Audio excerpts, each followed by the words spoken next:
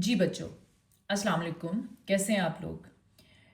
आज हम environment of Pakistan, जो कि पाकिस्तान स्टडीज़ का कैम्ब्रिज का P2 है, उसका पास्ट पेपर सॉल्व कर रहे हैं। That is October November 24 past paper. If we look into its first question number 1A1, study figure 1.1, a map showing the locations of three deserts in southern and western Pakistan. If we look over here, three deserts are given: Thal, Haran, and Thar desert. What is the question now? Using figure 1.1 only, estimate the distance from east to west across the Haran desert. हमने estimate करना है east to west. East to west is this direction, like this. ये east है और ये west है. हमने यहां से स्टार्ट करके इधर तक आना है और देखना है कि ये मेजरमेंट्स कितनी होती हैं।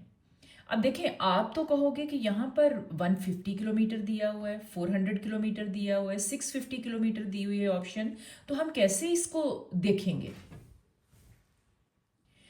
जी, डिस्टेंस मेजर करने के लिए हम इस स्केल को देखते हैं।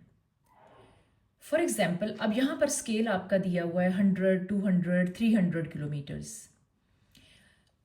इसका मतलब ये हंड्रेड्स में है, 50s में नहीं है, ना ही थाउजेंड्स में है। अब अगर हंड्रेड्स में दिया हुआ है तो it means that on the map 1 centimetre is showing to 100 kilometre, यानी जमीन के ऊपर जो 100 किलोमीटर्स हैं, मैप के ऊपर आपका 1 सेंटीमीटर उन 100 किलोमीटर्स को शो कर रहा है। तो उसके लिए हम क्या करेंगे? वी विल सी कि एग्जामिनर ने हमसे पूछा है कि ईस्ट टू वेस्ट ये खरान डेजर्ट का डिस्टेंस कितना बनेगा। We will put a scale over here, east to west. It is almost 4 centimetre. अब 4 सेंटीमीटर हमारा आया है, we will multiply 4 centimetre with this 100, क्योंकि आपका स्केल है 1 centimetre showing to 100 kilometres of the land. It means that Kharan desert का हमारा जो डिस्टेंस है इट इज 400 किलोमीटर्स। तो हमारे पास 400 किलोमीटर की यहां पर ऑप्शन भी है, हम इसको इस तरह से सर्कल कर देंगे। This is the requirement of examiner. Coming towards the next part of this question, here examiner is saying that using figure 1.1 only, identify the desert which is। अब हमने अपने अंदाजे से नहीं ये करना, 1.1 only। अब जहां पर एग्जामिनर मेंशन करता है कि you have to use only the figure, तो हमने सिर्फ फिगर को देखना होता है। हमारे पास उस चीज के बारे में अपना नॉलेज जो भी हो, हमने उसको इस्तेमाल नहीं करना। North east of the Kharan desert, ठीक है, identify the desert north east of the Kharan desert. अब खरान डेजर्ट के नॉर्थ ईस्ट में कौन सा डेजर्ट है? We have to look that Kharan desert कहाँ है। This is Kharan desert. अब नॉर्थ किधर है? हम जैसे जैसे इधर जाएंगे इसका मतलब है हम नॉर्थ की तरफ जा रहे हैं, ठीक है। अगर हम नीचे जाएंगे तो हम साउथ की तरफ जा रहे हैं, इधर जाएंगे तो हम वेस्ट की तरफ जा रहे हैं।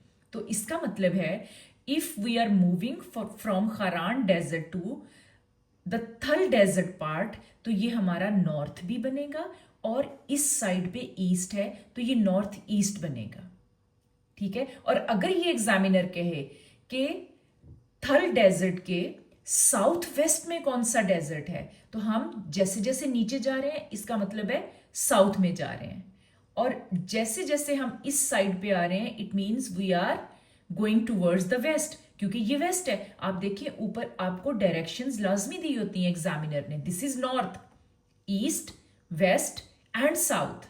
सो खरान डेजर्ट के नॉर्थ ईस्ट में we have Thal desert. Coming towards the next part of the question, located along the international border with India। अब कौन सा डेजर्ट है जो इंडिया के बॉर्डर के साथ है।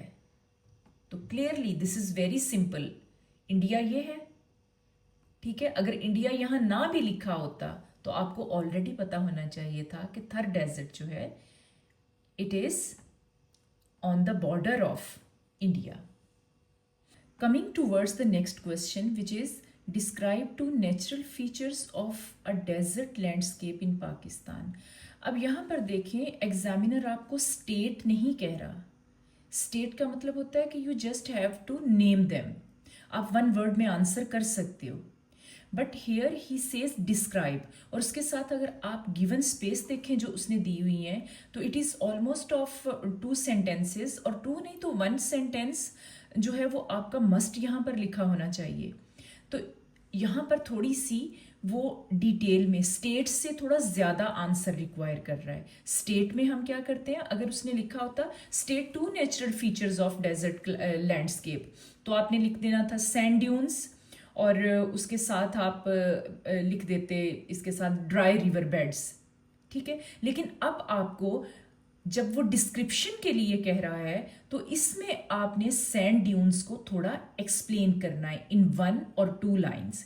जैसे आप कह सकते हो कि the most important and the most biggest feature of desert landscape is the sand dune, which are very high, and you know this is a distinctive feature of Pakistan's desert such as Thar desert। अगर आप एक example भी दे दें तो फिर तो आप ये समझ लें कि you are scoring full marks in this question।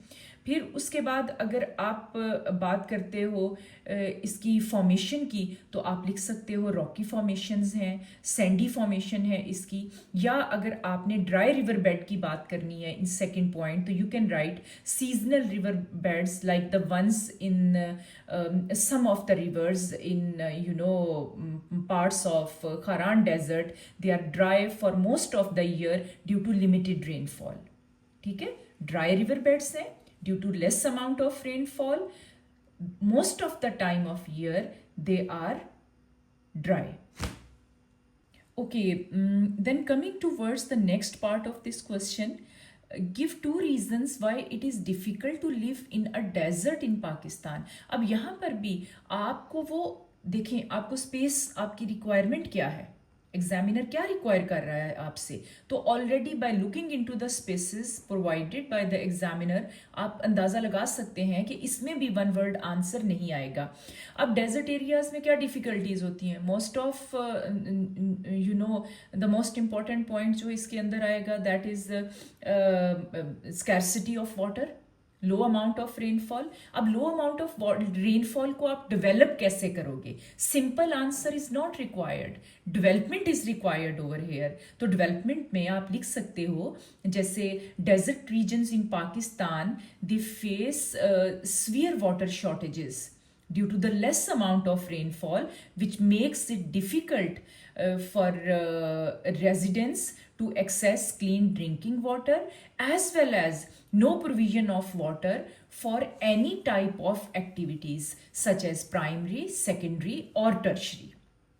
आगे अगर बात करें आप तो आप इसमें बात कर सकते हैं कि इसकी लिमिटेड वेजिटेशन की, डेजर्ट लैंडस्केप आपका जो है it limits the agricultural activities because soil is not suitable, because weather conditions high temperatures are not suitable, and furthermore आप इसके अंदर पॉइंट फिर वही वाला अपना वाटर का भी ऐड कर सकते हैं अगर आप करना चाहें, नहीं तो टेम्परेचर और इसके साथ आप इसकी सॉइल की बात करके इस पॉइंट को यहाँ पर कवर कर सकते हैं। तो the main thing is the development of the points.